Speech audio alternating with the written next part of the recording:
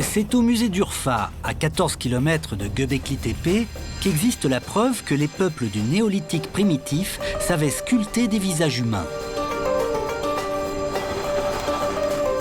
Le musée abrite des artefacts découverts à Göbekli Tepe. On y trouve aussi ce monsieur.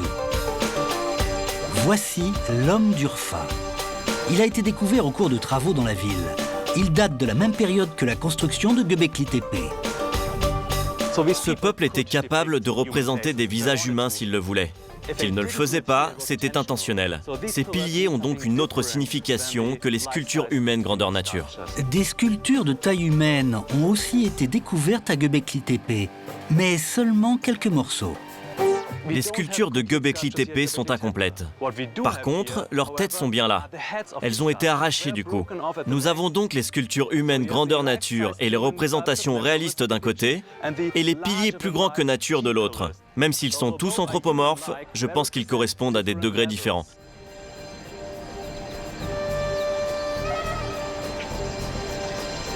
Pour les habitants comme Mahmoud Yildiz et son fils Tarek, Göbekli Tepe est un lieu sacré. Mahmoud était autrefois le propriétaire de la colline du Nombril, et ses ancêtres avant lui. Jusqu'à ce jour, les membres de sa famille ont conservé ce lien fort en participant aux fouilles et en accueillant les visiteurs. Aujourd'hui, Jens et ses collègues entretiennent la relation chaleureuse que Klaus Schmidt a tissée avec les Yildiz 20 ans plus tôt.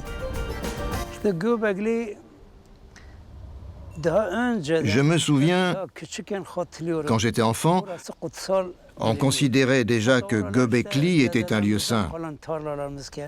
Je me rappelle que mon grand-père nous interdisait d'utiliser les toilettes de Göbekli. Il nous disait d'aller ailleurs, mais pas à Göbekli, car c'était un lieu saint. Les gens respectent cet endroit depuis la nuit des temps. Ils venaient des villages alentours, même d'Urfa, pour sacrifier des animaux, implorer la bénédiction divine ou soigner leurs malades.